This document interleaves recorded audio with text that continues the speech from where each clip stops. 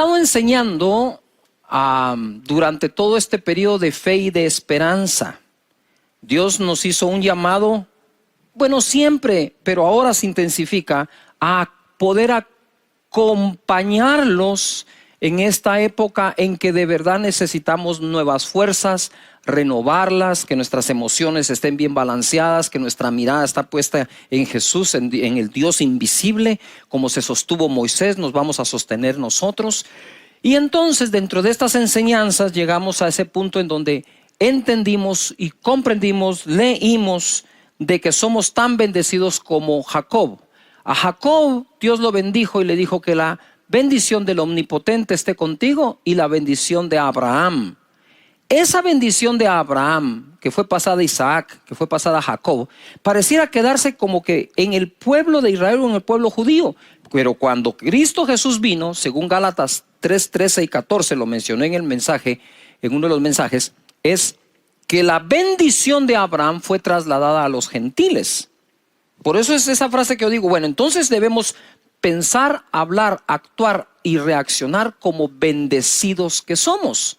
Pero para ser promovidos en el 2020, porque vas a ser promovido, se necesita esa bendición y que creas que la tienes, y además acciones, actitudes que debemos tener. Una de las cosas que más me impresiona a mí es la subjetividad del mundo religioso, o de lo que algunos han llamado mundo espiritual. ¿Cómo así subjetividad? Sí, si nosotros tratáramos a nuestra familia como a veces tratamos al Señor, no nos iría tan bien. ¿Cómo así, Pastor Cachi? Déjeme explicarle, ¿verdad? Si usted en la mañana levanta a su hijo, y ahora con esto de tenerse que conectar online para recibir sus clases, ¿verdad? Si tú le dices al niño, hey, las clases van a empezar a las 8, deberías ya estar despierto, bañado, arreglado, tus útiles, tu cuaderno, tus lapiceros, listo para tomar las notas, las clases, hacer las tareas. Y él te dice, ay, mamá, hoy siento del Señor que no debo recibir clases. Y tú dirías, oh, rabasanda, rabashatara, yo confirmo esa palabra, hijo mío, aleluya. Y lo dejas ahí. Yo no creo que harías eso.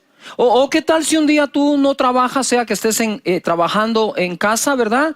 Home office, o si tú estás trabajando presencial porque te lo permiten en tu país y en tu empresa. ¿Qué tal si uno de estos días tú dices, se conectan todos, ¿verdad? En su Zoom o en Room o en la plataforma que estés usando, y de pronto no te miran conectado y es una sesión de trabajo, y entonces te buscan, te llaman, te mandan un WhatsApp, mira, ¿qué pasó? No estás conectado, y tú le contestas, vive Jehová, que hoy sentí del Señor un vivo celo por no trabajar. Sí, pues no harías eso, pero lo hacemos al Señor. Lo hacemos al Señor, ¿verdad? Hoy no siento adorar. Hoy no siento congregarme ni en línea ni en nada. Porque hoy siento esa subjetividad. Esa subjetividad es un elemento que va en contra de nuestro crecimiento espiritual y que conozcamos más a Dios.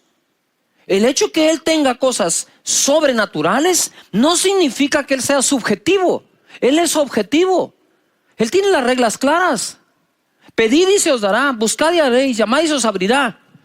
No dice quédate en casa ahí sentado sin hacer nada. No, por favor, no estoy diciendo que salga de la cuarentena. No, estoy diciendo en el contexto general. No sé si me estoy explicando. Él es sobrenatural y a la vez muy objetivo. Muy objetivo. El perezoso será pobre, dice la Escritura. Es objetivo, tiene instrucciones y me gusta. Y hoy quiero hablarles un poco de ser más objetivos bajo bendición. ¿Qué les parece esa? Seré objetivo, seré bendecido y objetivo. Eso está buenísimo. Lucas capítulo 17, verso 7. Primero, para ser promovidos tenemos que ser personas más que útiles. No útiles, más que útiles. Verso 7, Lucas 17. ¿Quién de vosotros, teniendo un siervo que ara o apacenta ganado, al volver él del campo, luego le dice, pasa, siéntate a la mesa? ¿No le dice más bien, prepárame la cena, cíñete y sírveme hasta que haya comido y bebido, y después de esto, come y bebe tú? ¿Acaso da gracias ¿Acaso da gracias al siervo porque hizo lo que se le había mandado? Pienso que no. Así también vosotros, cuando hayáis hecho todo lo que os ha sido ordenado, decid: siervos inútiles somos, pues lo que debíamos hacer, hicimos. Aquí encontramos varios grupos de personas. Tenemos los que tenían siervos y los siervos. Entonces eso es bien interesante. Mira, yo he pasado por esta parábola no sé cuántas veces y la he enseñado, pero ahora como que el Señor me dio un plus en este asunto y va a estar muy bueno. Le dice acá: ¿quién de vosotros, si tiene siervos que van al campo y regresan, cuando regresan les dicen: siéntate y come? O le dice: síguete y me sirves a mí primero y luego podrás comer tú.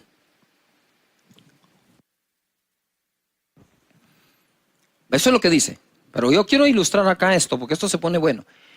Guardando la distancia, acércate un poquito más acá. Quiero que noten esto. Él le dice: ¿quién de vosotros, si tiene un siervo y... Vení. Quiero que te pongas acá, solo es para ilustrar algo. Ponte acá. Disculpen que lo sucie así, ¿verdad? Entonces dice, ¿quién de vosotros, que tiene un siervo que va al campo, que lo ara y que lo trabaja, cuando éste regresa, le dice él al siervo: ¿puedes comer tú? No, dice, pienso que no. Dice que ni siquiera le da las gracias en ese momento. Dice: termina tu jornada. Dice: cíñete y me sirves a mí primero, luego podrás comer tú. ¿Ya notaron los dos que hay aquí? Pero entonces la gente cree, y esto está equivocado, que el jefe, y en aquel entonces, no ahora, incluso podía existir esclavitud. Pero aquí estamos hablando, para poderlo aplicar, que el empleador le dice a su empleado: mira, nena, todavía no has terminado el día. No vamos a hablar ahorita, vení y servime de comer. Lo vamos a aplicar en lo general. Mira, antes de irte, por favor, necesito que termines esto y esto. Después que termines, ya tú puedes ir a descansar. ¿Estamos correctos? Eso como que tiene sentido. Pero mira lo que dice después. ¿Sí? Así: ¿quién de vosotros que tiene un siervo? Así vosotros también. Porfa, aquí los quiero. Así vosotros también, cuando hayáis hecho todo lo que os ha sido ordenado, decid: siervos inútiles somos, pues lo que debíamos hacer, hicimos.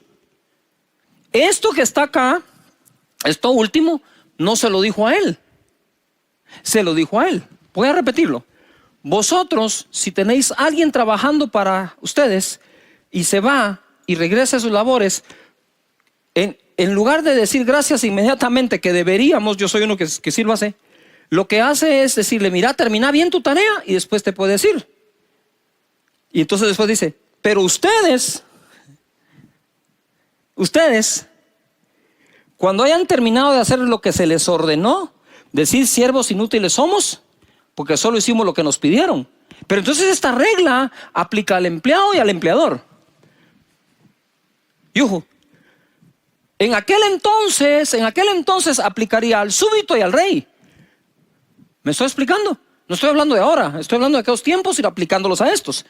Entonces me doy cuenta yo que esta regla de que si somos siervos útiles o inútiles aplica a todos. Gracias, pueden sentarse.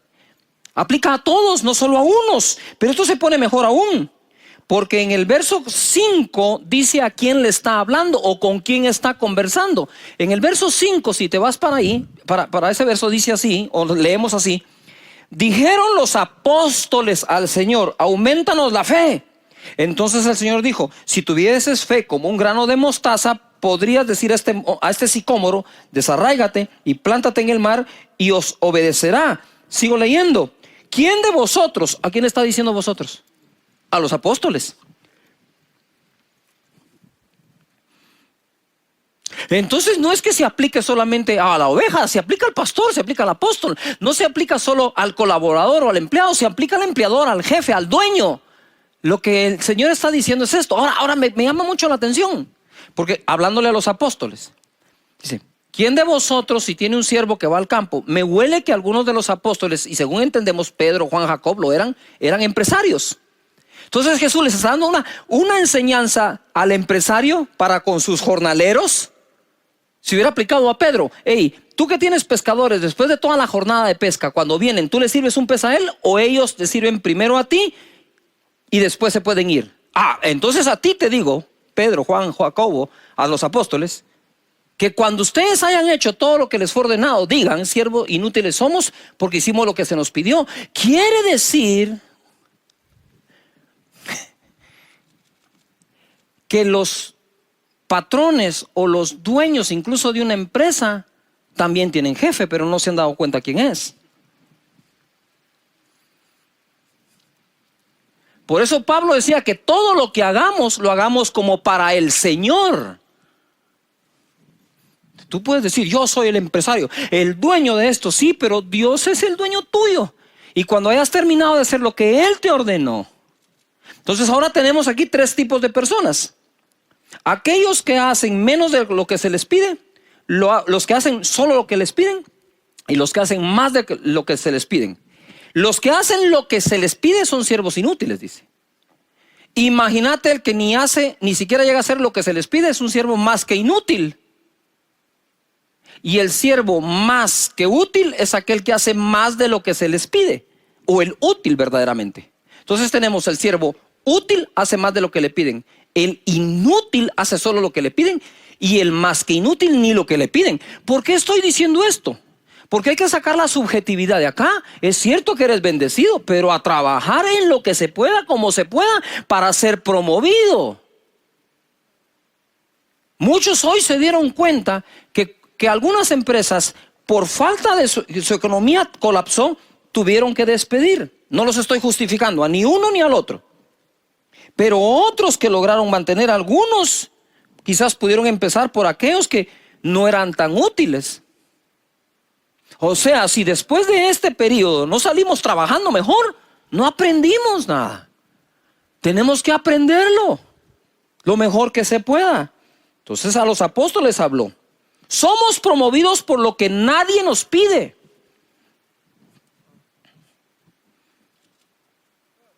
No seremos promovidos por hacer lo que nos piden. Seremos promovidos por hacer lo que no nos piden. Yuhu.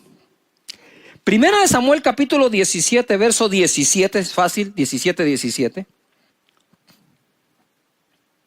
Y dijo Isaí a David su hijo: toma ahora para tus hermanos un efa de este grano tostado y estos 10 panes y llévalo pronto al campamento de tus hermanos.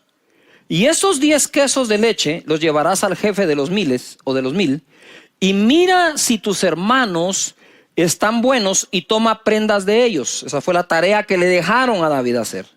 Y Saúl y ellos y todos los de Israel estaban en el valle de Ela peleando contra los filisteos.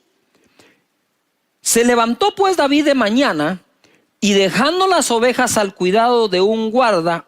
Me impresiona la responsabilidad de David, lo responsable que era. Se fue con su carga como Isaí le había mandado. Y llegó al campamento cuando el ejército salía en orden de batalla y daba el grito de combate.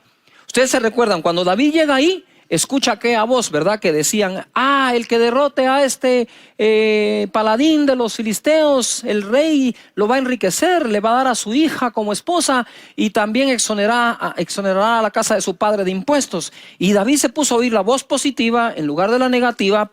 Este no es el mensaje es este. David, te voy a hacer un resumen y después voy al grano.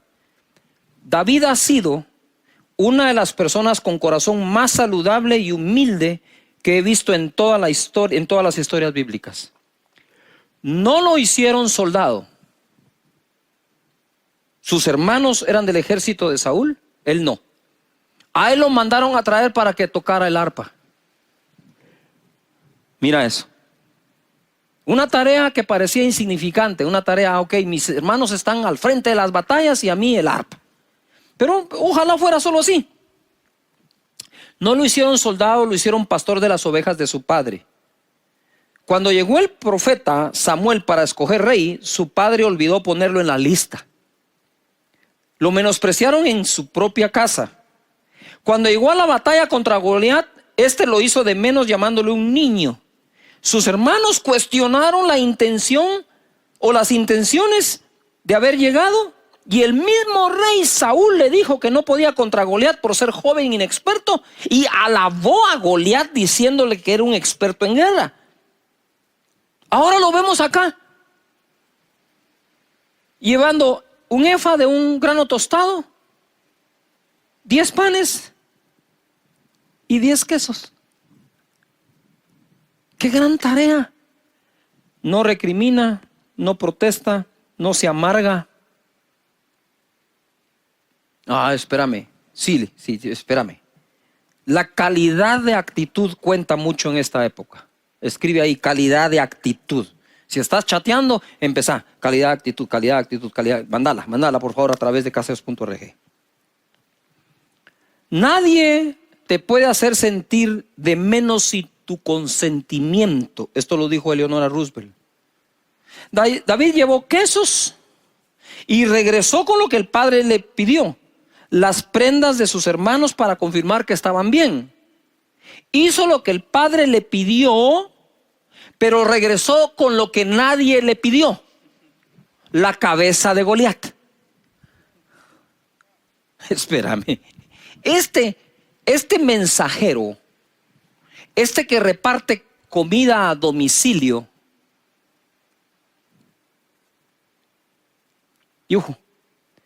que reparte comida a domicilio, que lleva quesos y granos tostados, efas, que lleva panes y ¿cómo así? Que cuando vinieron, vengo a escoger rey entre ustedes, rey para Israel entre tus hijos, aquí están estos, no, dijo Dios. No, hay otro, yo miro el corazón, hay otro, pedile otro, hay otro. Ay, sí, se me olvidó que tengo otro hijo. ¿Cómo se le olvida el hijo que le cuidaba el negocio? Porque el negocio era el ganado, eran las ovejas. ¿Cómo se le olvidó a Isaí el que le estaba cuidando a las ovejas, el que combatía contra osos y leones? Quizás el padre ignoraba las batallas que el hijo pasaba por proteger su ganado, su trabajo, la empresa, el negocio, el comercio. Y entonces ahora resulta que el que llevaba la comida regresa con la cabeza de Goliat. Eso que él regresó con la cabeza de Goliat es un poco de filmmaker mío, ¿va? Es decir, es un poco como de ampliar la historia. Realmente se la arranca con su propia espada, la toma y derrotó a Goliat. Entonces yo hago como una broma, ¿verdad? Que cuando él regresa donde el papá, regresa con un costal arrastrado. Eso es una broma mía, por favor. Y yo diría, y el papá le dice: hey David, ¿fuiste donde tus hermanos? Sí, ¿cómo me lo dijiste? ¿Entregaste los panes? Sí. ¿Los quesos? Sí. ¿La efa del grano tostado? También. ¿Y las prendas de tus hermanos? Aquí están. ¿Y eso que traes ahí qué es? David, ¿qué traes ahí en ese costal? Porque veo un poquito de sangre ahí. Saca la cabeza. ¿Qué es? Es la cabeza del gigante que estaba desafiando a todos los escuadrones de Israel. ¿Se la cortaste? Pues sí. ¿Dios te dijo que se la cortaras? ¿Saúl te dijo que le cortaras? No, pero ya es muy tarde. Ahora, ¿cómo se la pego? Lo importante es que está derrotado. ¿Y qué fue lo que el pueblo de Israel cantó? Que Saúl derrotaba a los 1000 y David a los 10,000, y solo había derrotado a Goliat. Pero ya la gente ahora lo miraba como el que iba a derrotar a 10,000. ¿Qué promovió a David? ¿Qué lo promovió como tal al rey de Israel? Con respeto a muchos, no fue que llegó con el arpa a cantar. Primero lo puso en la posición, la obediencia a hacer lo que le pidieron. Hasta ahí sería siervo inútil. Pero cuando hizo más de lo que le pidieron, se convirtió en un siervo que útil. Porque el que hace solo lo que le piden es ¿qué? Inútil, según la Biblia. Pero el que hace más allá de lo que le piden, ese es el útil. He encontrado un hombre útil para que sea rey de Israel. Bendito y alabado sea Dios. No puedes estar pasando esta época quejándote del trabajo que tenés, en lugar de bendecir a Dios que todavía tenés ese trabajo. Y para conservarlo tenés que dar la mía extra. Por eso Jesús enseñó a dar la mía extra. ¿Tú sabías que los romanos tenían como derecho ante los esclavos de decirle a la gente: me cargas una mía estas maletas? Y Jesús le dijo: cuando un romano les pida a ustedes ir con ellos una mía, cargando la maleta o la carga, llévenla dos. ¿Por qué? Porque cuando la gente preguntara acerca, ¿y esos que van dos mías, quiénes son? Pues son discípulos de Jesús. ¡Wow! ¡Wow! O sea que estos dan más allá de lo que le pidió el romano. Sí. Lo que Jesús hacía era que sus discípulos tuvieran una diferencia con el resto de las demás personas. Si tú dices ser un discípulo de Jesús, ponte a ser una persona útil. Y útil es hacer más de lo que a uno le piden. Abraham, Génesis capítulo 22 verso 13, lo puedes leer desde el 9, cuando Dios le pide a su hijo. Y cuando está a punto de sacrificarlo, mira lo que sucede en el verso 13. Entonces alzó Abraham sus ojos y miró, y aquí en sus espaldas un carnero trabado en un zarzal por sus cuernos. Y fue Abraham y tomó el carnero y lo ofreció en holocausto en el lugar de su hijo. Justo cuando él iba a sacrificar al hijo, Dios le habla y le dice: hey, no lo hagas, ya sé que me amas, me obedeces. Pero entonces él empieza a ver, porque dice que alzó los ojos. Alzar los ojos es andaba buscando algo, y de repente encontró un carnerito mal parqueado y dijo: te fuiste feo, ven para acá. Agarró al carnero y lo sacrificó. Y llamó a Abraham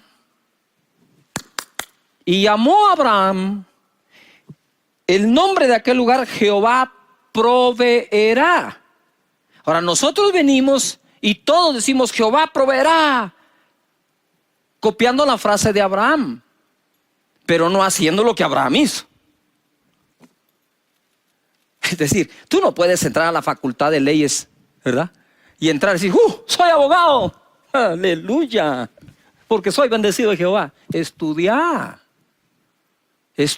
vas a tener que pasar exámenes privados, tesis, todo lo que se necesite. Tú no por llegar a la facultad de medicina ya eres doctor. Necesitas estudiar y prepararte para llegar a hacerlo. Jehová proveerá, por supuesto que proveerá. ¿Quién fue el que lo dijo? Abraham. ¿Qué hizo Abraham? Tomó el carnero y lo sacrificó. Mira lo que dice acá: Jehová proveerá, por tanto se dice hoy, en el monte de Jehová será provisto. Y llamó el ángel de Jehová a Abraham por segunda vez desde el cielo y dijo: por mí mismo he jurado, dice Jehová, que por cuanto has hecho esto, me sacrificaste el carnero y no me rehusaste tu hijo, tu único hijo, de cierto te bendeciré y multiplicaré tu descendencia como las estrellas del cielo y como la arena que está a la orilla del mar, y tu descendencia poseerá las puertas de sus enemigos. Por cuanto hiciste esto del carnero, pero además no me rehusaste tu hijo. En otras palabras, hiciste lo que se te pidió, pero por cuanto hiciste todo aquello que no se te pidió, te juro que te bendeciré y te multiplicaré. ¡Wow! Pero espérame, ¿qué fue lo que le había pedido el hijo? Sin el hijo ya no se iba a multiplicar más Abraham. La multiplicación no viene en tener nada más tus hijos, sino que tengas nietos y los hijos de los nietos. Eso es multiplicar la familia. Te bendeciré y te multiplicaré. Ahora en Hebreos capítulo 6 verso 13 hay una pequeña frase ahí que todavía lo vuelve más poderoso. Hebreos 6:13 dice: porque cuando Dios hizo la promesa a Abraham, no pudiendo jurar por otro mayor porque no existe, juró por sí mismo, diciendo: de cierto te bendeciré con abundancia y te multiplicaré grandemente. ¿qué provocó a Dios decir esto? No lo dijo cuando estuvo dispuesto a dar al Hijo. Lo dijo cuando, aparte del Hijo, también dio el carnero. Yuhu. Una de las cosas que hacemos cuando hacemos una promesa de fe es hacer eso. Es hacer ese extra. Que no tenemos por qué hacerlo, no tenemos la obligación, ni tenemos ni siquiera el deber de hacerlo, pero tenemos la voluntad de hacerlo. Moisés, mirad lo que pasó con Moisés. Dios le pidió un tabernáculo específico. Te voy a leer nada más el capítulo 25, verso 1, para ponerte en contexto. Jehová habló a Moisés diciendo: di a los hijos de Israel que tomen para mí ofrenda de todo varón que la diere de su voluntad. ¿De su qué? Voluntad. Escribe: de mi voluntad. De corazón tomaréis mi ofrenda. Esta es la ofrenda que tomaréis de ellos: oro, plata, cobre, azul, púrpura, carmesí, lino fino, pelo de cabras, pieles de carneros teñidas de rojo, pieles de tejones, madera de acacia, aceite para el alumbrado, especias para el aceite de la unción y para el incienso aromático, piedras de ónice y piedras de engaste para el efod y para el pectoral. Y harán un santuario para mí, habitaré en medio de ellos, conforme a todo lo que yo le muestre, el diseño del tabernáculo y el diseño de todos sus utensilios, así lo haréis. Aquí fue específico Dios, ¿verdad? Y aunque Dios no habita en templos de manos, Él fue el que le ordenó a Moisés hacer ese tabernáculo. ¿Sabe Dios por qué? ¿Sabe Dios por qué Él habita en nuestros corazones? Pero además se construyen templos para que vengamos y adoremos al Señor. Él sabrá. Y entonces viene acá y dice: así lo haréis. Yo subrayé ese: así lo haréis. Ahí no hay pierde. Está ordenado. Pero el templo de Salomón, yo le llamo el templo de David porque realmente el que lo ofreció fue David, el que lo construyó fue Salomón. Digamos que el templo de papá Salomón, papá David e hijo Salomón. El templo de Salomón, Primera Reyes 8:17. Y David mi padre tuvo en su corazón edificar casa al nombre de Jehová Dios de Israel. ¿Dónde lo tuvo? ¿En su qué? En su corazón. Él tuvo en su corazón edificar casa a mi nombre, al nombre de Jehová Israel. Pero Jehová dijo a David mi padre. Mira lo que está diciendo Salomón. Jehová le dijo a David mi padre. Él reconoce: mi padre tuvo en su corazón edificar un templo. Pero Jehová dijo a David mi padre: cuánto haber tenido en tu corazón. ¿Dónde lo tenía? ¿Dónde lo tenía? Cuanto haber tenido en tu corazón edificar casa a mi nombre, bien has hecho en tener tal deseo. Entonces el templo de Moisés, el tabernáculo, fue el que Dios pidió. El de Salomón, gloria a Dios, fue el que David le ofreció. ¿Ya vieron de nuevo a David? Siempre haciendo más de lo que le piden. Siempre haciendo lo que ni siquiera le piden. Ahora, existen nosotros que se ponen muy creativos, que siempre quieren hacer lo que sienten sin hacer primero lo que les piden. Entonces tú no puedes venir: ya, hoy hice esta tarea en la universidad y la que te pedimos, esa puede esperar. Está muy lindo esto, pero primero me haces lo otro, ¿verdad? Es importante que nosotros comprendamos este principio que Jesús también practicó. Juan 19:33. Mas cuando llegaron a Jesús, como le vieron ya muerto, no le quebraron las piernas. Pero uno de los soldados le abrió el costado con una lanza y al instante salió sangre y agua. Pero nosotros somos salvos y fuimos lavados de nuestros pecados con la sangre del Cordero. Lo que se demandaba en el sacrificio era la sangre, pero nuestro Señor Jesús dio hasta el agua. Agua es lo que sale después de que ya no hay sangre. A lo suyo vino, y los suyos no le recibieron. Mas a todos los que le recibieron, a los que creen en su nombre, les dio potestad de ser hechos hijos de Dios. Jesucristo dijo: no soy enviado sino a las ovejas perdidas de Israel. Sin embargo, abrió la oportunidad para nosotros los gentiles. Nos dio la bendición de Abraham, del Dios de Abraham, Isaac y Jacob, y el tuyo. Nos dio la bendición de Abraham a los gentiles, dice Gálatas 3:3. Entonces, el Padre le dijo: te envío a las ovejas perdidas de Israel. Y Jesús les trajo a los de Israel y a los que el Padre no pidió. A nosotros. ¿Ya te diste cuenta que se repite el patrón? Tú y yo queremos ser hombres y mujeres de Dios. Hagamos lo que estos hicieron. Dios todavía, mira, Dios, es que viene desde Dios. ¿En cuántos días Dios creó todo? ¿En cuántos? En 6. En 6 ya había terminado. Pero se inventó otro día para que tú y yo estemos hoy conectados acá en la casa del Señor con Él. Es impresionante. Lo que se ofrece voluntariamente tiene mucho poder. Génesis 14:18 dice: entonces Melquisedec, rey de Salem, y el sacerdote del Dios Altísimo, sacó pan y vino. Y esto queda hasta alusivo a la Santa Cena que hemos celebrado. Sacó pan y vino, Melquisedec, el sumo sacerdote, pan y vino. Y le bendijo diciendo: bendito sea Abram. Ni siquiera le habían cambiado el nombre. Abram no era Abraham ya, era Abram. O sea, es mucho tiempo atrás. Y bendijo diciendo: bendito sea Abram, el Dios del Dios Altísimo. Bendito sea Abram del Dios Altísimo, creador de los cielos y la tierra. Y bendito sea el Dios Altísimo, que entregó tus enemigos en tu mano y dio a Abram los diezmos de todo. Aquí hay tres personajes.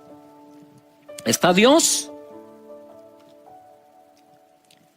está Abram y está el sumo sacerdote Melquisedec, rey de Salem. Y este se aparece y le da a Abram pan y vino. Eso es figura del cuerpo y la sangre de Jesús. Y le dice: seas tú bendito, Abram. Y luego dice: y sea bendito el Dios Altísimo.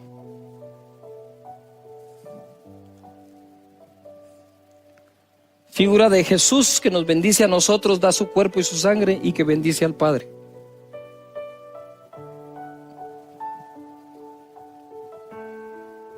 Nadie le pidió a Melquisedec pan y vino. Nadie de nosotros le pidió a Jesús que muriera en la cruz. Ni Dios ni Melquisedec le pidieron la ofrenda o los diezmos a Abraham. Él los ofreció voluntariamente.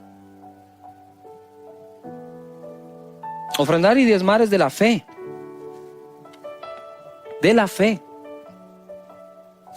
Pero viene algo que es más poderoso aquí, o como consecuencia. Entonces el rey de Sodoma dijo: Abraham, dame las personas y toma para ti los bienes. Porque venía él de una gran victoria. Entonces le dijo: ¿sabes qué? Hagamos un trato. Déjame a mí las personas, quédate tú con los bienes.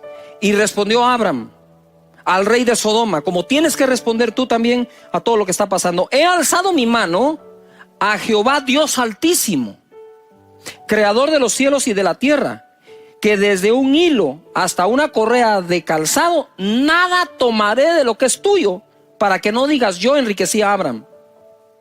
Lo que Abraham le estaba diciendo al rey de Sodoma: a mí el que me bendice es Dios. No vas a ser tú.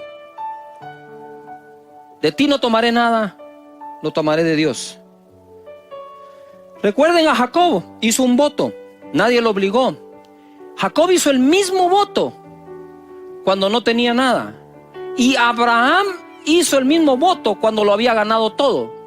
Porque Dios es Dios cuando no tenemos y Dios cuando tenemos. Dios es Dios cuando estamos pasando por escasez y cuando tenemos abundancia. Porque Dios es Dios siempre, el mismo de ayer, hoy, siempre y por todos los siglos de los siglos. Amén. Y es digno de adoración cuando piensas que te está yendo mal y cuando piensas que te está yendo bien. No es cuestión de que ahora me congrego porque me va mal, pero cuando me vaya bien, no. Porque aquí tenés dos casos. A Jacob, cuando se quedó sin nada, adoró a Dios e hizo voto a él. Y a Abraham, cuando lo ganó todo y aún le ofrecieron más, dijo: no, Señor, yo he jurado, he alzado mi mano a Dios, que Él es quien me bendice. Así que sé vivir humildemente y sé tener abundancia, dijo Pablo. Todo lo puedo en Cristo que me da las fuerzas. Pero quiero cerrar con un caso que a mí me conmueve. Segunda de Corintios 8:1. Asimismo, hermanos, os hacemos saber la gracia de Dios que ha dado a las iglesias en Macedonia, que en grande prueba de tribulación, la abundancia de su gozo y su profunda pobreza abundaron en riquezas de su generosidad en medio de la prueba. Pues doy testimonio de que con agrado han dado conforme a sus fuerzas y aún más allá de sus fuerzas, pidiéndonos con muchos ruegos que les concediésemos el privilegio de participar en este servicio para los santos. ¿Qué hizo Macedonia? Dio lo que no le pedían. ¿Vamos a ser promovidos en medio de todo esto? Sí. Pero tenemos que dar la mía extra. Tenemos que trabajar más que los demás. Nos piden un trabajo y entregamos ese y otro poco más. Porque eso es lo que estos grandes hombres hicieron. Y somos tan bendecidos como ellos, pero si soy tan bendecido como ellos, hay que trabajar como ellos. Me encanta saber que sin importar las circunstancias, Dios siempre bendice a su gente. Pero también tenemos que comprender que con todo este asunto del virus por todo el mundo, hay cosas que nos vamos a tener que replantear. Los expertos dicen que nada será igual después de todo esto y cuando la crisis pase, que van a haber cambios en el mundo entero. Y por supuesto, pero quiero que sepan que va a ser para mejorar.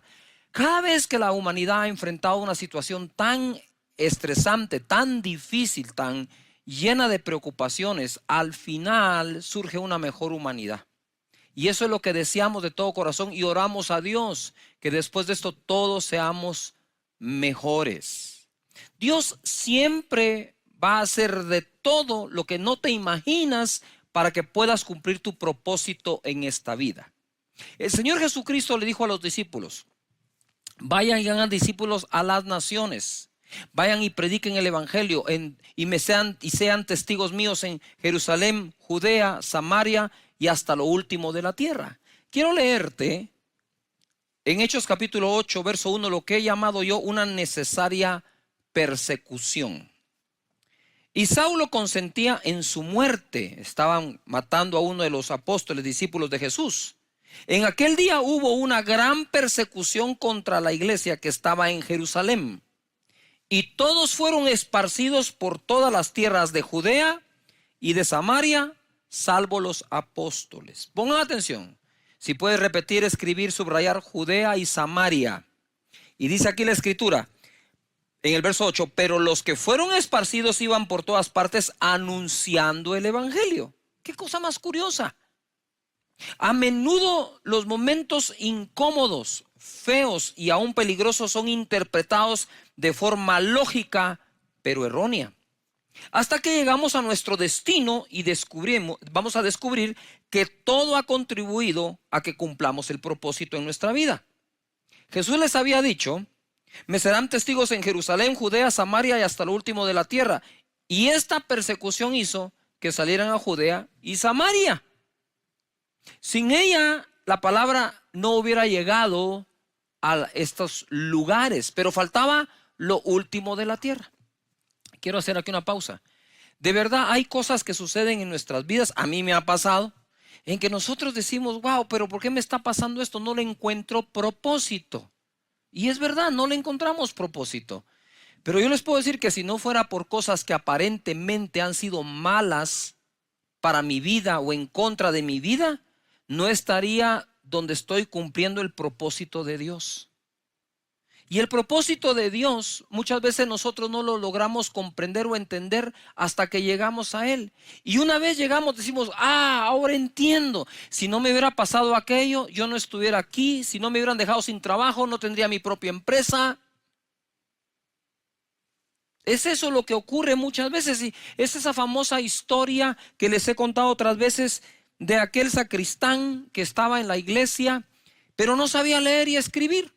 Y entonces cambiaron de párroco. El primer párroco lo amaba, lo quería, hacía bien su trabajo el sacristán. Y de pronto el nuevo le dice, mira, si para dentro de un mes no lees y escribís, no podés seguir siendo el sacristán. Y no pudo. Entonces lo tuvieron que despedir.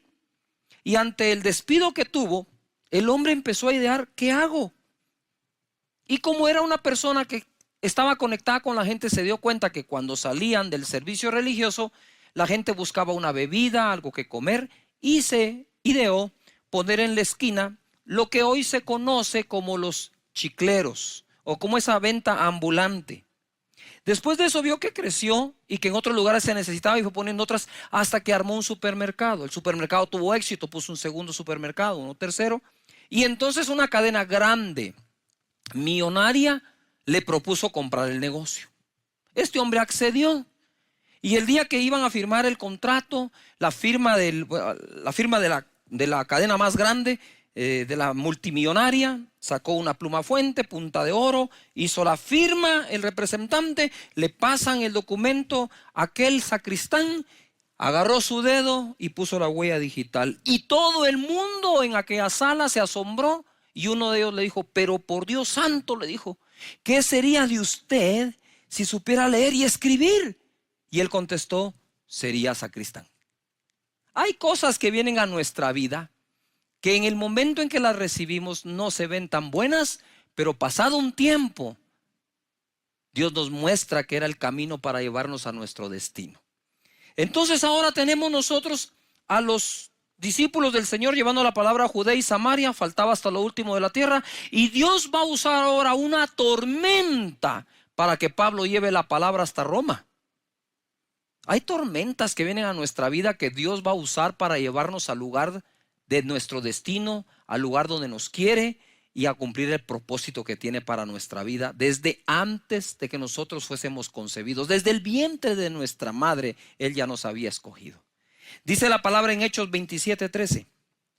Y soplando una brisa del sur, era invierno, entonces sopló una brisa del sur, pareciéndoles que ya tenían lo que deseaban, levaron anclas e iban costeando a Creta. Pero no mucho después dio contra la nave un viento huracanado llamado Euroclidón. Y siendo arrebatada la nave y no pudiendo poner proa al viento, dice, nos abandonamos a él y nos dejamos llevar. Y habiendo corrido a sotavento de una pequeña isla llamada Clauda, con dificultad pudimos recoger el esquife. Y una vez subido a bordo, usaron de refuerzos para ceñir la nave, y teniendo temor de dar en la sirte, arriaron las velas y quedaron a la deriva. Pero siendo combatidos por una furiosa tempestad, al siguiente día empezaron a alijar. Y al tercer día, con nuestras propias manos, arrojamos los aparejos de la nave.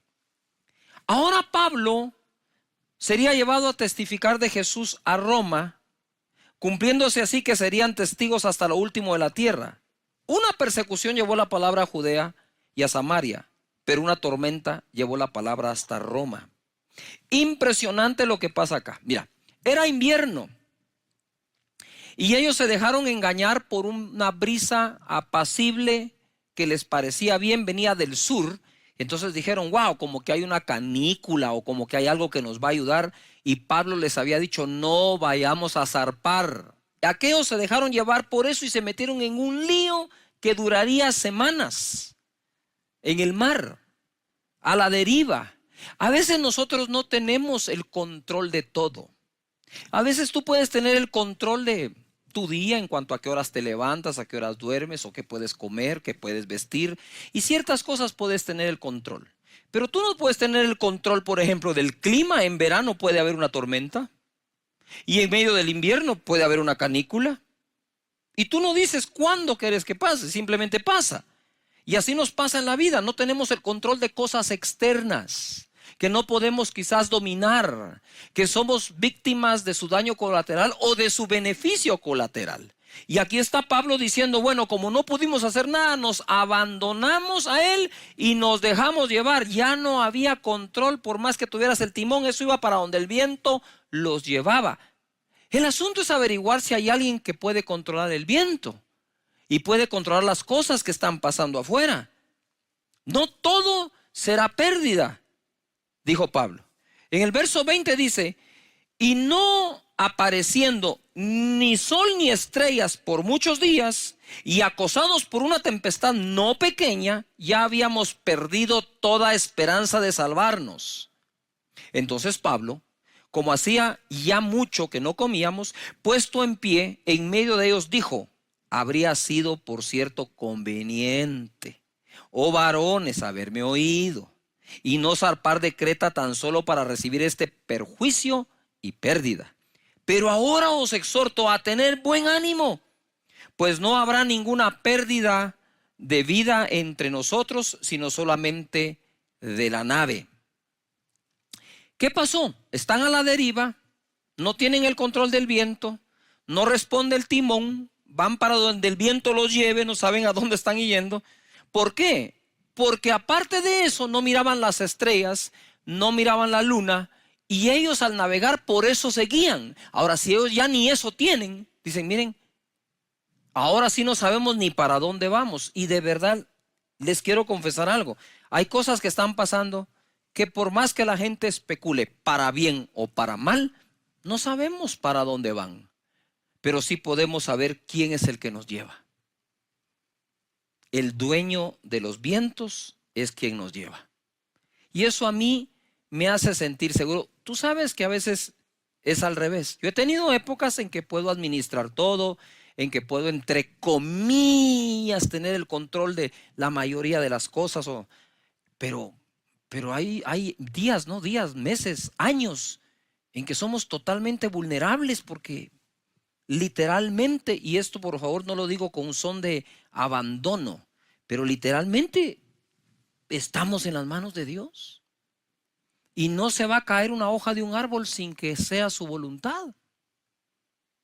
Sin señales en el cielo para poder navegar, era más fácil perder toda esperanza de vida. Y dice ellos, perdieron toda esperanza de vida. Dijeron, vamos a morir. Así de dramático y de peligroso estaba el mar. El habría no existe. Habría sido mejor que me escucharan, sí, pero no te escucharon, Pablo. ¿Y qué podemos hacer? ¿Usted sabe cuánta gente vive en el habría, en el hubiera, en el pasado? Si mis padres no se hubieran divorciado, pero se divorciaron. Si mi papá no hubiera muerto, pero falleció. Si hubiera nacido en otro lugar, pero no naciste allí, naciste donde estás. O sea, hay cosas que no puedes cambiar e insistir en cambiarlas. La gente me pregunta a mí, ¿usted cambiaría algo del pasado? No. ¿No cambiaría la separación de sus padres? No. Porque yo no sé si este hogar en el que viví hubiera estado totalmente completo, yo no estaría aquí. Quizás si hubiera tenido una vida más cómoda con toda la familia completa, no hubiera sacado fuerzas de adentro contra lo que la vida me estaba presentando y no dejarme vencer. No tendría las fuerzas que hoy tengo. No, yo no cambiaría nada, ni lo bueno ni lo malo. ¿Por qué? Porque si cambio lo que aparentemente para mí es malo, si yo pudiera hacer eso, yo no sé si teniendo todo lo bueno yo hubiera terminado siendo malo. No puedo, no sé qué pasaría. Entonces, si me hubieran hecho caso, no existe. Y él dijo, si mejor me hubieran hecho caso, miren en lo que estamos metidos por no haber hecho caso, pero entonces él reacciona y dice, pero ahora os exhorto a tener buen ánimo, no vamos a perecer. No es tiempo de andar señalando, ni juzgando, ni condenando, porque en medio de la situación que estamos viviendo en el planeta, seguramente van a haber errores. Pero no podemos salir nosotros condenando a alguien que pudo haber cometido un error encima de que ya se siente mal por haberlo cometido. De esa manera nosotros podemos sacar nuestra nave adelante con todos los que van. En el verso 23, ahora dice él, mire, nadie va a perecer. Verso 23, porque esta noche ha estado conmigo el ángel del Dios de quien yo soy y a quien sirvo. Y como he dicho otras veces, Dios sabe cuidar su propiedad. Diciendo, Pablo, no temas, es necesario que compadezcas ante César. Y aquí Dios te ha concedido todos los navegantes o todos los que navegan contigo.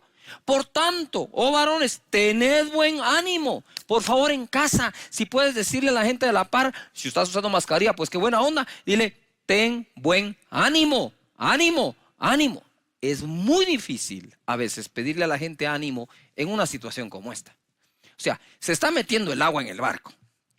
No tengo estrellas que ver. Y viene Pablo a decirme, tengan ánimo.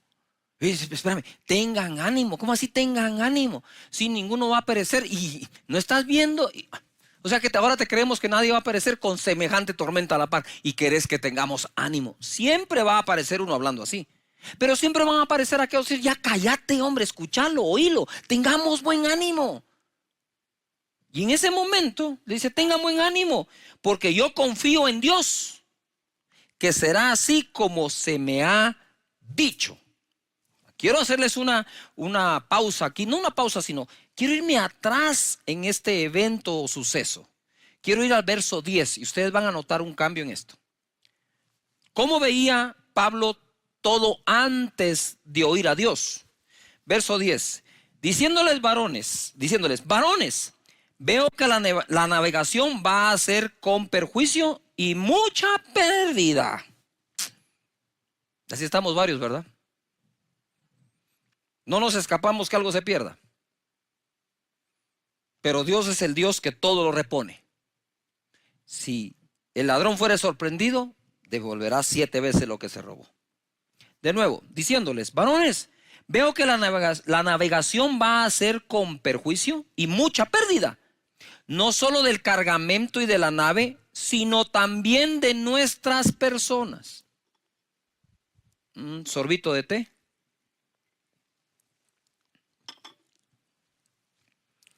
Pablo vio las cosas de manera diferente cuando consideró lo que Dios decía.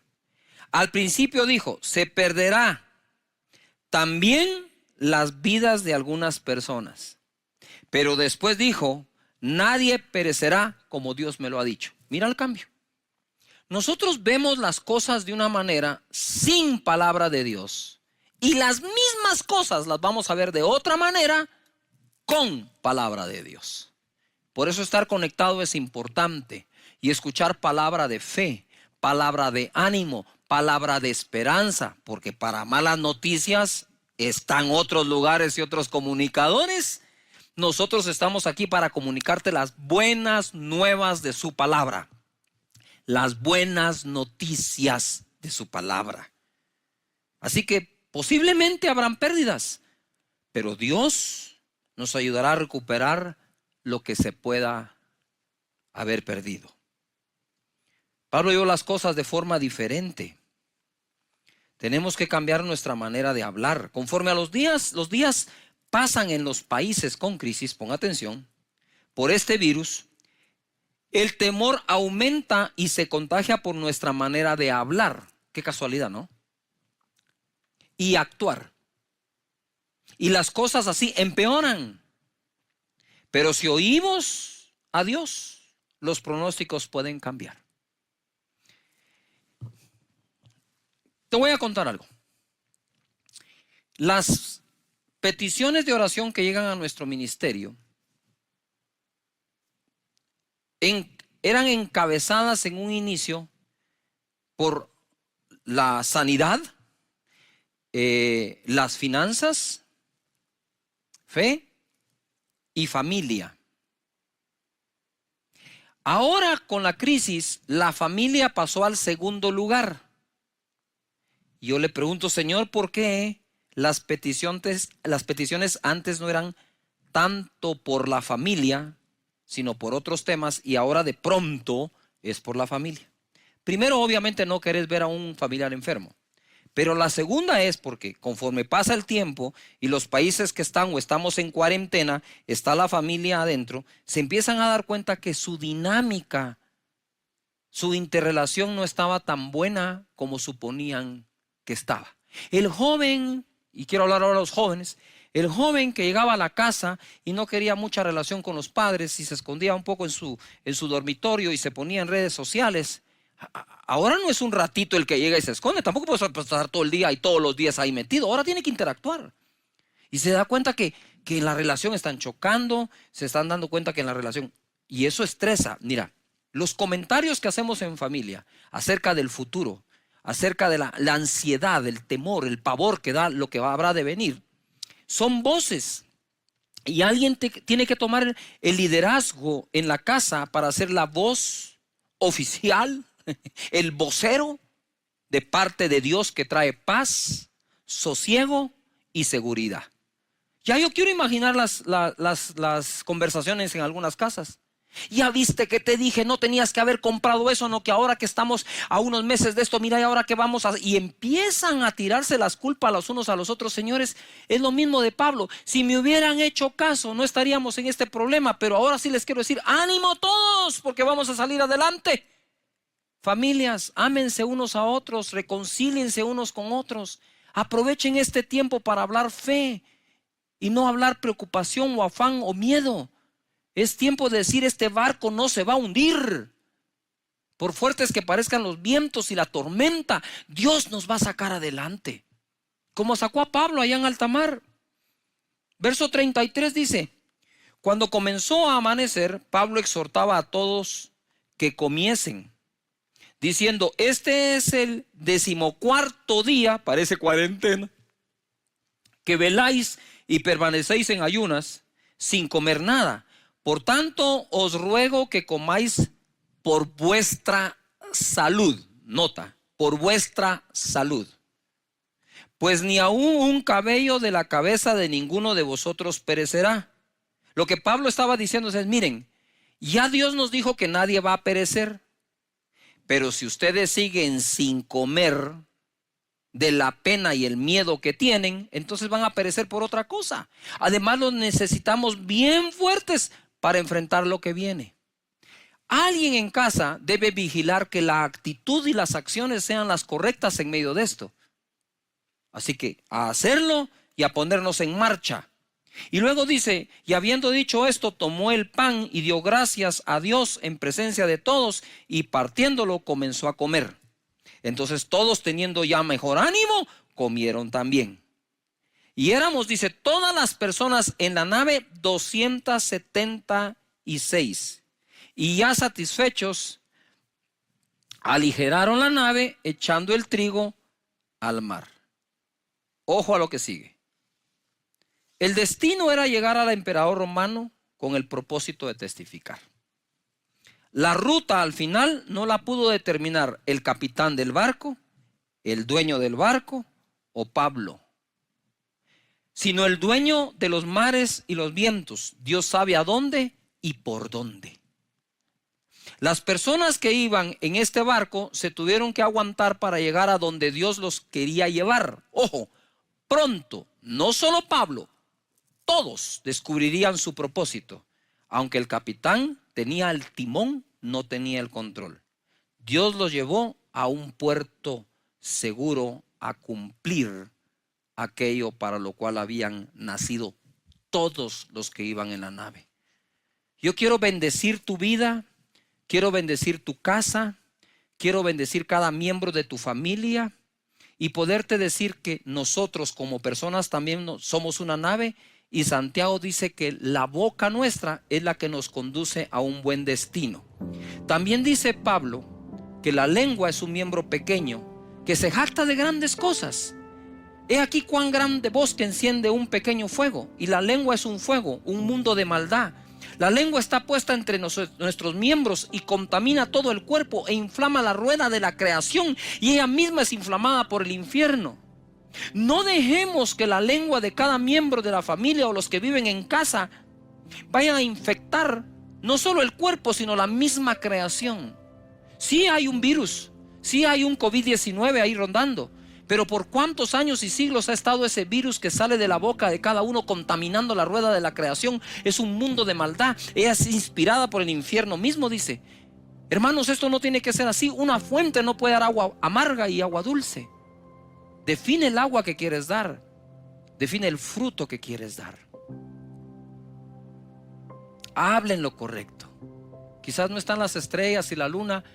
Quizás los planes que teníamos de navegación para nuestra familia, nuestra empresa, nuestro empleo, nuestro trabajo, se están viendo frustrados.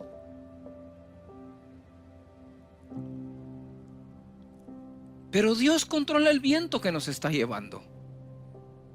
Él no nos ha dejado, no nos ha abandonado, nunca lo hará, nunca lo ha hecho. Él no sabe qué es eso. Él no va a practicar el verbo abandonar con nadie. Él es nuestra esperanza, nuestra roca, nuestro refugio fuerte. Padre, bendice cada familia que está en casa, cada persona, aquellos que viven solos. Te pido en el nombre de Jesús que tú ministres sus pensamientos con tu palabra, que ese miedo que tiene de naufragar en medio de esta tormenta mundial y que no teniendo el control se tienen que abandonar en sentido figurado a donde el viento nos lleve, sepan que nos va a llevar a un buen lugar. Señor, los bendigo en Cristo Jesús. Oro por su bienestar, por su protección, por su salud. Oro por la reconciliación de los miembros de cada familia, de los que viven en una misma casa, bajo un mismo techo. Oro para que no agreguen estrés a la situación, sino paz y tranquilidad. Que oren y crean y confíen que no se ha visto justo desamparado ni nadie de ellos, de su descendencia, mendigar el pan. Que crean que Jesús es nuestro Señor y Salvador y por su herida fuimos nosotros curados. Que crean que en sus simientes serán benditas todas las familias de la tierra. Muchas gracias en el nombre de Jesucristo. Y tú que quieres recibir a Jesús en esta oportunidad, repite conmigo: Señor Jesús, en este momento te abro mi corazón, perdona mis pecados, dame la vida eterna. Gracias, Señor Jesús, porque desde hoy nazco de nuevo, soy una nueva persona y el día que yo muera, iré contigo porque tú eres mi Salvador, mi Señor. Y mi nombre se ha escrito en los cielos. Partiendo la vez pasada acerca de cómo combatir ese virus del temor, ese virus que se está expandiendo por todas partes, y le estamos pidiendo a Dios que Él detenga, que haga esto, el daño mínimo en todos los países, incluyendo Guatemala. Hoy quiero hablar acerca de vencer el virus que le he llamado preocupación 2020. La palabra de Dios dice en Efesios 6:16: sobre todo tomad el escudo de la fe, con que podáis apagar todos los dardos de fuego del maligno. La fe, como hemos enseñado, nos sirve para emprender, nos sirve para hacer algo. Dios la dejó, es el mayor capital que tenemos dentro de nosotros, porque al que cree todo le es posible. Pero también hay una época para reconocer que la fe nos sirve para defendernos. Ponga atención a lo que Pablo dice: para apagar los dardos del maligno. El maligno es un ser real, existe y ataca, y sus ataques, según esta escritura, la hace a base de dardos. Y para eso tenemos la fe. Entonces tenemos una fe para emprender esa empresa, para emprender ese negocio, para emprender una familia. Pero vienen épocas en que la fe se necesita como un escudo para defendernos, ponernos a la defensiva y apagar esos dardos. Pero una cosa interesante es que Pablo dice: tomen el escudo de la fe. Quiere decir que yo podría tener el escudo de la fe y no estarlo usando. Entonces salimos a la defensa con cualquier cantidad de métodos y de cosas que hemos aprendido, y a veces dejamos el escudo de la fe de último, cuando tenemos que tomarlo desde el inicio. Entonces cualquier cosa, cualquier ataque del enemigo, con fe lo podemos contrarrestar. Así que levanta ese escudo de fe en tu casa. Dile a tu familia que hay un escudo de fe para defendernos de los ataques. Dile a tu gente. Obviamente, muchas de los países donde nos ven ya no pueden ir a las empresas. Se ha dado lo que es una cuarentena, como aquí en Guatemala. Y entonces lo que necesitamos hacer es poder por mensajito, por video, decirle a todos: hey, levantemos el escudo de la fe. Es más, ese es un buen momento para que tú puedas escribir en algún lugar, y luego de que hayas usado el dispositivo para estar conectado aquí, mandar ese mensaje, todos levantando el escudo de la fe. Esa es una manera de pasar este tiempo. Y la otra es la prudencia. Les dije la semana pasada que nosotros necesitamos ser prudentes, porque Isaías 40:14, y esto es solo para repasarlo, dice: ¿a quién Dios pidió consejo para ser avisado?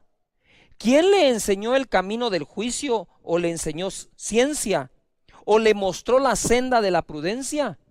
¿Cómo es posible que el Dios todopoderoso, el Dios que con su mano formó la tierra, con sus dedos, el Dios que dijo sea la luz y es hecha, el Dios que se levanta y calma la tempestad, conozca la prudencia y sea prudente? ¿Cómo puede ser esto posible? Prudencia. Y hablando de prudencia, se ha hecho un hashtag por todos lados que se llama quédate en casa. Y lo mismo lo dice Dios. Esto que me encontré en esa escritura está que le vuela la cabeza a uno. Isaías 26:20. Allí en tu dispositivo, donde quiera, vas a poderlo subrayar. Vea la Biblia. Isaías 26:20 dice: anda, pueblo mío, entra en tus aposentos, tu casa, tu cuarto, cierra tras de ti las puertas, escóndete un poquito por un momento, en tanto que pasa la indignación. ¿Qué es lo que está diciendo aquí? Cierra tras ti las puertas, ya las cerré, y dice: escóndete un poquito, por un momento, en tanto que pasa la indignación. Cuando yo estaba leyendo este pasaje, vino a mi mente los 40 años que el pueblo de Israel pasó en el desierto. Digo, si el pueblo pudo pasar 40 años en el desierto y vio la mano de Dios, la columna de fuego, la nube, la provisión, el maná, el agua, ¿por qué no pasar nosotros esa cuarentena o ese tiempo en casa, escondidos un poquito, por un momento, hasta que la indignación pase? Es impresionante cómo Dios te pide eso. En el Salmo 91:10 leímos también: no te sobrevendrá mal, ni plaga tocará tu morada. Está hablando de el lugar de la morada, está hablando del lugar donde habito, donde estoy, la casa. De esa manera nosotros vamos a contener una invasión de este virus a mayor escala. Déjeme darle este dato es conocido ahora por todos. De el 100% de la gente que se infecta, no todos se afectan. Es decir, el infectado no necesariamente desarrolla la enfermedad. De los que desarrollan la enfermedad, estamos teniendo a nivel mundial entre el 2 y el 3% de mortandad.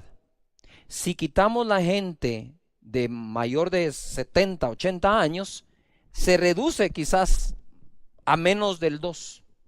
¿Qué quiere decir eso? Que del 100 personas que se afectan o se enferman, la estadística nos dice que 97, 98 personas van a salir adelante. Y en eso tenemos que fijarnos, que Dios ha sido tan misericordioso en este caso, que de esos 100, 98, según la estadística, salen adelante. Bendito sea Dios. ¿Qué entonces, si la estadística está así, cómo puedo ayudar para que más gente no se contagie? Pues estando en casa, porque dice la plaga no tocará tu morada. Ahora, ya dentro de la casa hay una segunda morada. Dice el Salmo 91, pero en el verso 1. Morando, dice, morando bajo la sombra del Omnipotente. El que habita al abrigo del Altísimo El que habita al abrigo del Altísimo morada, bajo la sombra del Omnipotente.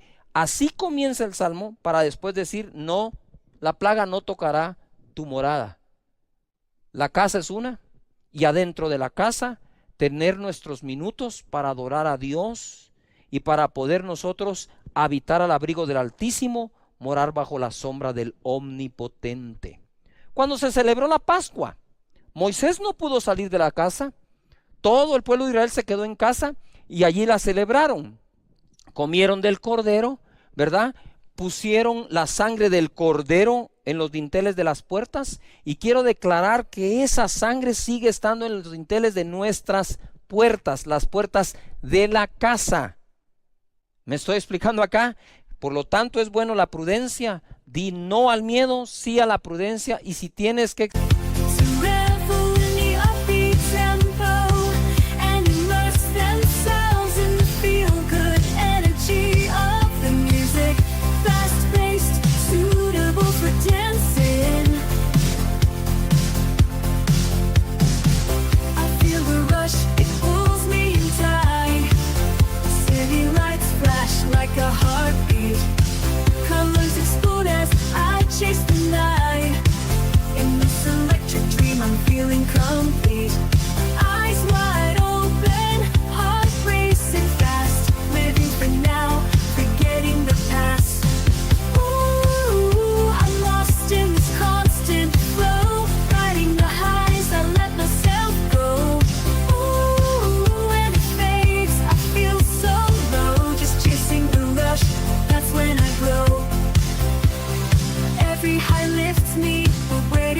exagerar la prudencia, hazlo. No miedo, sí a la prudencia. Y si necesitamos exagerar un poco la prudencia, hay que hacerlo. Si por alguna razón sales al supermercado, a la farmacia, qué sé yo, que si se te permite, al regresar la ropa que usaste que pudo haber tenido contacto con algo, no está de mala prudencia. De una vez a lavarla, puesta bajo el sol en los países que estamos a más de 20 grados, para que eso ayude a matar cualquier virus que tuvo la posibilidad de ponerse sobre la ropa. Mateo capítulo 4, verso 6 en adelante, Satanás va a tentar a Jesús y le dice, hey, súbete al templo, tírate, porque está escrito que Él mandará ángeles para que tus pies no tropiecen en piedra. Y Jesús le contesta, escrito está también, no tentarás al Señor tu Dios. Tentar al Señor Dios sería, como está escrito que Él va a proteger mis pies para que no tropiecen en piedra, entonces me tiro. Eso es tentar a Dios. Él nos protege, ¿verdad? Entonces Él te va a proteger.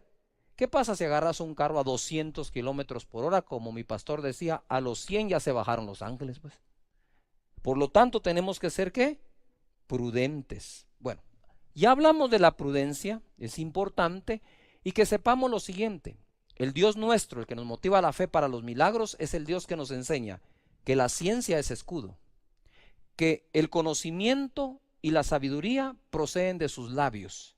Entonces, creerle a Dios es diferente a creer en Dios. Van juntos, déjame explicarlo. Yo creo que Dios lo puede hacer perfecto, pero si yo le creo a Dios, digo, wow, Dios dice que sea prudente, le voy a creer a Dios lo que me está diciendo. Qué bueno por la palabra profética en estos tiempos, que todo va a estar bien, pero qué bueno por la palabra de prudencia, sabiduría, conocimiento y ciencia que también Dios la da.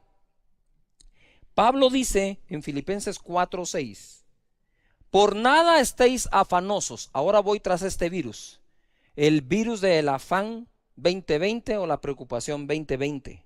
Por nada estéis afanosos, sino sean conocidas vuestras peticiones delante de Dios con toda oración y ruego, con acción de gracias, y la paz de Dios, que sobrepasa todo entendimiento, guardará vuestros corazones y vuestros pensamientos en Cristo Jesús. Miren,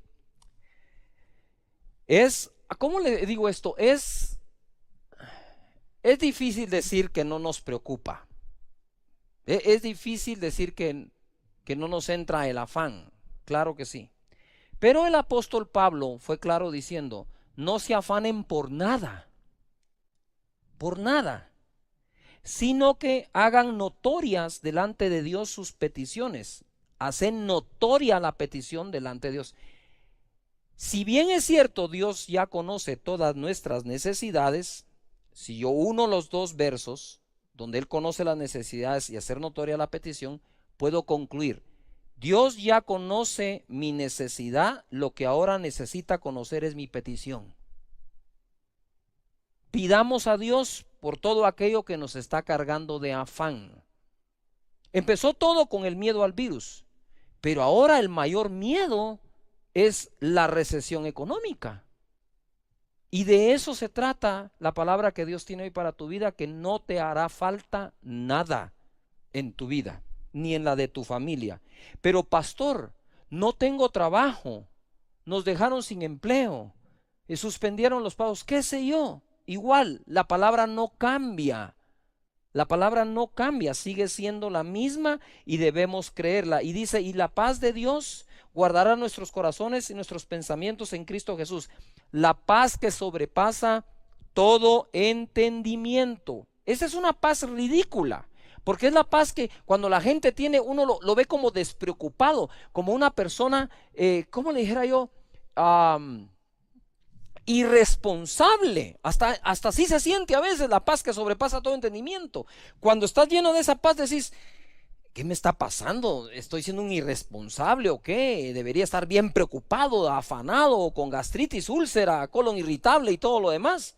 Pues mira, una cosa es el virus, pero el afán trae muchísimas más enfermedades todavía. Entonces tenemos que, en medio de este ataque, cuidarnos de las otras cosas también, para que esto no se sume. Hoy escribí esta frase que me gustó mucho. No busques lo que debe buscarte a ti. Jesucristo dice en Mateo 6:25, por tanto os digo, no os afanéis. Me encanta Jesús. Esto es de los primeros mensajes que Jesús le enseñó a la gente hace 2000 años. Si esto no fuera importante para Dios, para Jesús su Hijo, no lo hubiera enseñado, ¿verdad? Él fue tan hermoso, su enseñanza tan tierno con la gente, tan empático con todos, que vino y de pronto en el Monte de los Olivos dijo, wow, ¿qué irá a hacer el Señor? Y va a detener el sol, ¿qué es lo que va a tener la lluvia? ¿Qué? Ahora va a hacer algo y dice, ¿saben qué? Les tengo un gran mensaje de parte de Dios. ¿Cuál? No se afanen. Dice, ¿qué? ¿Cómo así? Si no se afanen, le dijo, ay, tranquilos, no se afanen por vuestra vida. Quiere decir que Dios está interesado en la vida eterna, sí, pero está interesado en nuestra vida aquí en la tierra. Y por eso dice, no os afanéis por vuestra vida. ¿Qué habéis de comer o qué habéis de beber? Ni por vuestro cuerpo, ¿qué habéis de vestir? ¿No es la vida más que el alimento y el cuerpo más que el vestido? Yo ya sé que lo han oído muchas veces, pero en el contexto que estamos viviendo, esto cobra más sentido. No dice, ¿no es la vida más que el alimento y el cuerpo más que el vestido? Miren las aves del cielo, que no siembran, ni ciegan, ni recogen en graneros, no hacen nada de eso. ¿Y vuestro Padre Celestial las alimenta? ¿No valéis vosotros mucho más que ellas? Pregunto.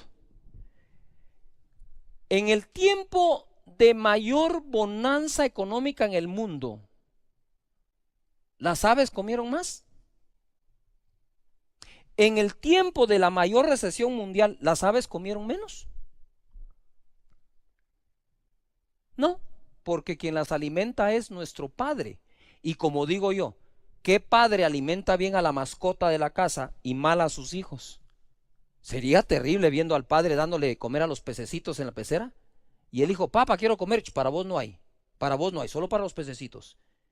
¿Cómo podemos tener una fe creyendo que Dios le da de comer a las aves, pero no a nosotros? ¿Qué irá a pasar?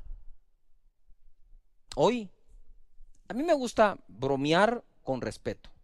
Pero hoy tenemos unas perritas, unas bulldogs en la casa.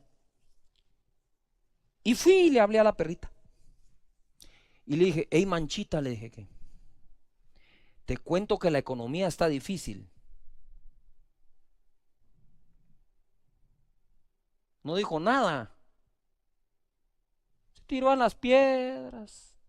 Ella sabe que alguien va a tener que ver cómo le da de comer. Si ellas pueden tener paz, ¿cómo no vamos a tener paz nosotros que Dios se preocupa por nosotros? Y luego dice acá, ¿no valéis más que ellas? Yo creo que sí valgo más que un ave. Y yo creo que tú crees que vales más que un ave para Dios. ¿Y quién de vosotros podrá, por mucho que se afane, añadir a su estatura un codo? Por más que se afane, añadir algo. El afán no añade nada bueno. Y por el vestido, ¿por qué os afanáis? Considerad los lirios del campo, cómo crecen, no trabajan ni hilan. Pero os digo que ni aun Salomón con toda su gloria se vistió así como uno de ellos. 30. Y si la hierba del campo que hoy es y mañana se echa en el horno, Dios la viste así, ¿no hará mucho más por vosotros, hombres de poca fe? Primera pregunta dice, ¿no valéis tú más? ¿No vales tú más? Yo digo que sí valemos más que las aves. Entonces la segunda es, ¿no hará más por vosotros Dios? Dios hace tanto por nosotros como creemos que valemos para Él. Te lo repito, Dios hará tanto por nosotros como creemos que valemos para Él, y valemos la sangre del Hijo de Dios, la sangre del Cordero que le derramó en la cruz del Calvario. Valemos su sangre. ¿Cómo no nos va a bendecir? La Biblia dice, si ya nos dio a lo más valioso, a su Hijo, no escatimó al darlo, ¿no nos dará con Él todas las demás cosas? Muy bien, estamos recibiendo la vacuna contra la preocupación 2020. Dejemos que la provisión de Dios nos busque. Eso nunca significa no trabajar. La Biblia dice que trabajemos, y ahora hay que trabajar duro desde casa, muy duro. Pero a lo que me refiero es que la fe es, yo busco a Dios de todo corazón y esas añadiduras me buscarán, y por eso el afán se va, confiando que Dios proveerá. Esta mañana amanecí orando a Dios y pidiéndole al Señor, Señor, ¿cuál es la palabra que tienes pronta, a tiempo, para las personas que van a estar conectadas escuchando? Y de pronto me pareció como, ¿y aquí qué pasó? Porque me habla del Salmo 23. Y dice la escritura en el Salmo 23, en el verso 1, Jehová es mi pastor. ¿Cuántos de ustedes creen que Jehová es su pastor? Decimos muchos, es que Dios es mi pastor. Entonces mira, Dios es mi pastor, nada me faltará. La primera declaración del rey David fue esa. Estás hablando de un rey. Estás hablando de una persona que tenía cualquier cantidad de recursos. Sin embargo, él no cambió su creencia. Por más recursos que pudiera tener o en tiempo de escasez, David dijo siempre, Él es mi pastor, Dios, y a mí nada me faltará. Nota algo, está hablando en futuro, no me va a faltar nada, nada. Y este salmo, como lo he enseñado otras veces, es progresivo. Mira, Jehová es mi pastor, nada me faltará. En lugares de delicados pastos me hará descansar. Junto a aguas de reposo me pastoreará, confortará mi alma. Ojo, si creo que Dios es mi pastor, eso implica que creo que no me va a faltar nada. Y si creo que no me va a faltar nada, entonces puedo hacer tiempo para descansar. En lugares de delicados pastos me hará descansar. Y si descanso, en ese descanso es que Dios viene y nos pastorea. Y en ese pastorear nos conforta nuestra alma. Entonces esa alma que está ahora atribulada por el virus, atribulada por el trabajo, atribulado por los ingresos, atribulado. ¿Tú sabes cuánto empresario en este momento está atribulado? Esas empresas que viven mes a mes justo los ingresos son sus gastos, que apenas sacan algo de utilidad. Hay un afán terrible que no deja dormir a las personas. Pero quiero decirte que debes desarrollar esa confianza que no te va a faltar nada. No te va a faltar nada porque Él es tu pastor. Él es un Dios bueno, es un buen Padre. Y te va a confortar, tu alma va a ser confortada. Y luego dice, me guiará por sendas de justicia por amor de su nombre. Ojo al 4, aunque ande en valle de sombra de muerte, no temeré mal alguno porque tú estarás conmigo. Y Él se anticipa. Él no está viviendo en un valle de sombra en este momento. Él está hablando en futuro. De una vez está hablando: si algún día tengo que pasar por un valle de sombra de muerte, no temeré mal alguno, porque tú estarás conmigo. Tu vara y tu cayado me infundirán aliento. Aderezas mesa delante de mí en presencia de mis angustiadores, unges mi cabeza con aceite, mi copa está rebosando. Ciertamente el bien y la misericordia me seguirán todos los días de mi vida. El bien y la misericordia te andan siguiendo. Eso es tener un síndrome de persecución positiva. ¿Sabe que hay gente que todos los días se levanta pensando que le va a ir mal en algo? Y hay otras personas que no importa qué pase, siempre se levantan pensando que algo bueno les va a pasar. Si Dios es tu pastor, piensa que algo bueno te va a pasar hoy. El bien y la misericordia te seguirán, y en la casa de Jehová moraré por largos días. Hablando de eso, si no has podido venir a la casa llega a la tuya. Aquí vamos a estar para ustedes, trabajando para llevarles el mensaje que Dios nos dé. Y quiero llegar a esta porción que tocó muchísimo mi corazón. En el Salmo 37, 25, dice el rey David: joven fui y he envejecido, y no he visto justo desamparado ni su descendencia que mendigue pan. Y estoy meditando en esa palabra y como que la vida de David pasó por mi mente. ¡Wow!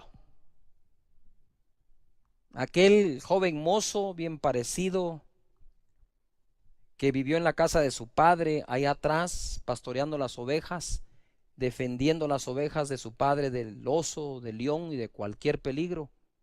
Aquel hombre que llegó a ser rey, aquel hombre que derrotó a Goliat, aquel hombre que pasó por todo tipo de pruebas, vio de todo, porque la posición en que estaba, veía de todo en la vida.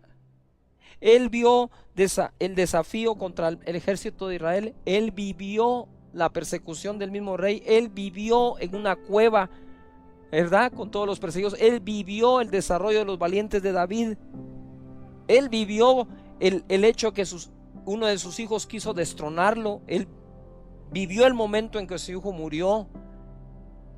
Él vivió todas esas etapas. Él pudo haber dicho: he llegado a viejito, fui joven y llegué a viejo, llegué a anciano. Déjame darte otra escritura. Dice la Biblia que David murió lleno de riqueza y de días. Él vivió todo eso. Él vivió cuando Dios le dijo: hey, mira, no me vas a construir tú el templo, me lo va a construir Salomón, tú derramaste mucha sangre. Él vivió todo eso. Y él dice: yo he visto de todo, pero hay una cosa que no he visto, y ya estoy viejo y he tenido mucha experiencia, y lo que no he visto es a un justo desamparado, ni a su simiente que mendigue el pan, su descendencia. Y yo te digo acá que ninguno de nosotros va a ver en este tiempo, por crisis que exista, por recesión mundial que pueda llegar a haber y a existir, no vamos a ver a nuestros hijos mendigar el pan. Porque si nosotros somos, siendo malos, vamos a darle buenas cosas a nuestros hijos, que si nos piden un pan no le damos una piedra, que si nos piden un pescado no le damos nosotros una serpiente o un escorpión si nos piden un huevo, sino que le damos buenas cosas, cuánto más nuestro Padre dará buenas cosas a los que se las pidan, dice la Escritura. No podemos fallarle a Dios en confianza. Tenemos que mostrarle a Él la confianza, ¿verdad? Y decirle: Señor, tú eres nuestro proveedor y lo vas a dar todo por nosotros. Y por último, en el Salmo 20, verso 1 dice: Jehová te oiga en el día de conflicto. Es el mismo David. Necesitamos que Dios nos escuche, y Él lo hace. Dice que Él tiene inclinado su oído a nuestra oración. El nombre del Dios de Jacob te defienda y te envía ayuda desde el santuario, y desde Sión te sostenga. En estos dos versos veo 4 cosas poderosas. Dios nos oye,